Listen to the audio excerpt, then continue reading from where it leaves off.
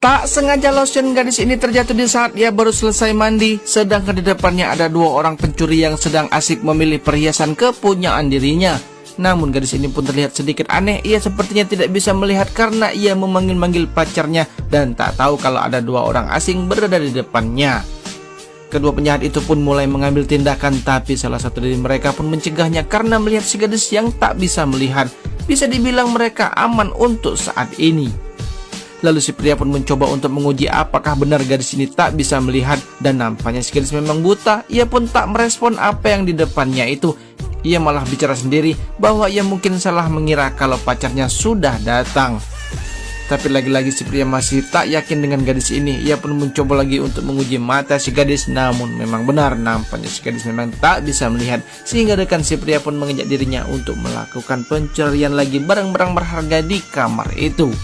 Tak lama si gadis berkata kalau ia merasa lapar, sehingga ia pun mengangkat telepon dan menelpon seseorang. Sepertinya ia menekan tombol call center kepolisian, tapi di dalam percakapan ia berkata kalau ia memesan 2 pizza ukuran jumbo. Sehingga kedua penjahat ini pun sepertinya tak curiga sedikit pun kepada si gadis.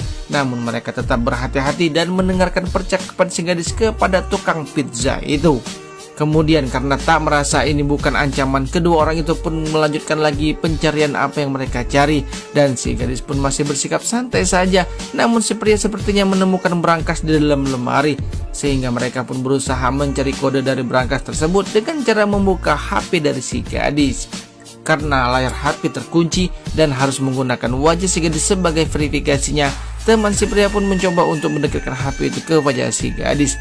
Tapi beruntungnya si gadis itu ia malah menggunakan masker mentimun, sehingga mereka pun tak bisa menggunakan wajah si gadis sebagai alat verifikasi.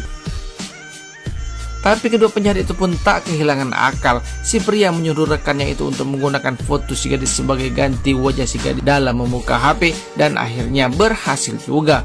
Otomatis password berangkas pun berada di dalam catatan HP itu, sehingga terbukalah berangkas yang berisikan uang puluhan juta rupiah. Kemudian si gadis berdiri dan berkata kalau ia ingin mandi karena merasa kepanasan, serta membuka pakaiannya di depan kedua penjahat itu. Sontak si pria pun langsung terkejut bukan keparang karena jarang-jarang melihat sesuatu yang jarang dilihatnya.